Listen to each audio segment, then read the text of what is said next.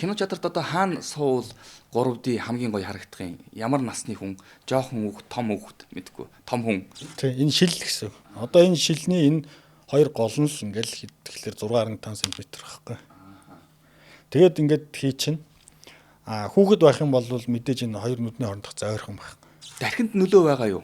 Өвдөх үү, тархи ядрах уу? Хуурамч гэдэг нь юу юм ихлээр юм шил тавиад дүрс ойлгож үзүүлээд байгаа байхгүй. Шил чинь зарим нь ойлгон зарим нь нэвтрүүлнэ шүү дээ. Тэрийг зарим нь ингээд холограм гэж яриад байгаа. Одоо YouTube дээр байгаа бичлэгүүд ихэнх нь бол тэр гэсэн үг. Мөсийн захирлыг профессорыг урьсан учраас яалчгүй одоо эсэлтийн ерөнхий шалгалтын тухай асууж ярилцсан санагдаж байна. 29 оноо авчвал тэр хүүхэд биологийн 400 онооны босхийг давна гэсэн үг. Гэтэл биднээс хувьд босго оноо хэд байсан гэхэлэр 20 оны шалгалт өгдөг 50% авах хэрэгтэйсэн. Гэтэл одоо 50% хүүхдүүд угаасаа хүрэхгүй байх гэсэн үг.